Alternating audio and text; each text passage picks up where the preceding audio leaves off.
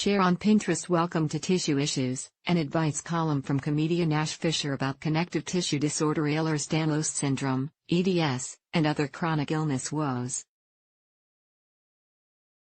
Ash has EDS and is very bossy. Having an advice column is a dream come true.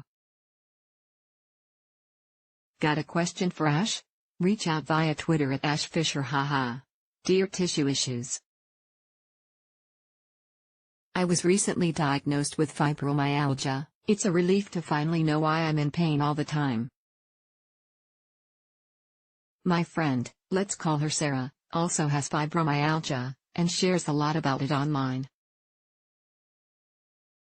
Whenever I've reached out to her for advice and commiseration, she interrupts me and one-ups me with her much worse symptoms and reminds me she's mostly bedbound, while I still work full-time.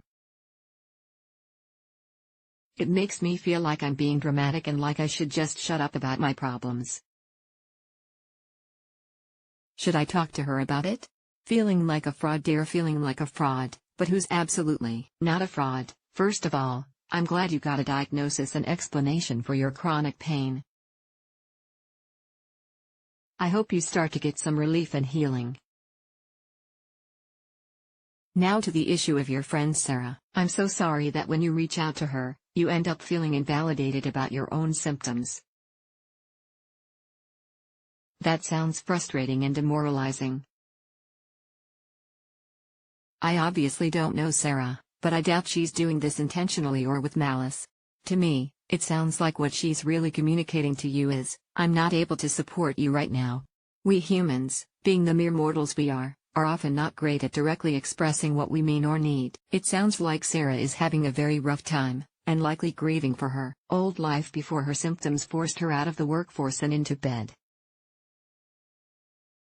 This doesn't mean Sarah is a bad person, it simply means Sarah isn't a good option for support right now.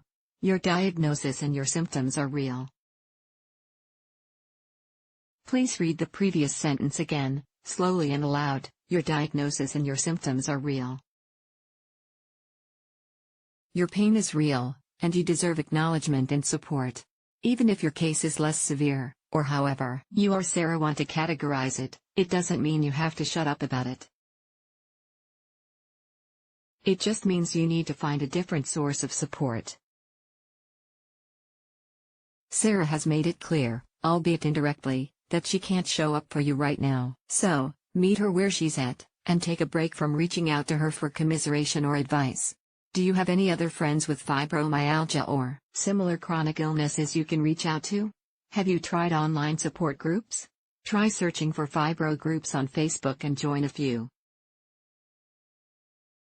Check out the Fibro subreddit, which has nearly 19,000 members. Test the waters by posting if you want, or simply read what others have to say. You'll likely determine pretty quickly which groups are valuable to you, and which aren't. I guarantee there's an online space for you where you'll feel welcomed, comfortable, and supported. It may take some research and patience to find it. Hopefully, you'll eventually make some friends with whom you can commiserate. Have you shared your diagnosis with friends and loved ones? You may find you already know others with fibromyalgia. Fibromyalgia is a long stigmatized disease that's still dismissed by many doctors and laypeople as in your head. As a result, some people are careful about sharing their diagnosis, because they don't want to be judged or lectured. If you put out some feelers, you may find you have more friends who share your diagnosis than you think. Though there are times it can seem that way, chronic pain isn't a competition. I truly believe in my heart that no one is intentionally trying to invalidate others' pain or beat anyone else by being the sickest. We're all trying our best to navigate this stressful, busy, exhausting world. Sometimes we're unable, or unwilling to express that we're suffering too much to hold another's suffering. I hope you're able to find solid support soon. And I hope you and Sarah are able to figure out how to be friends without either of you feeling bad about your friendship. I'm pulling for you.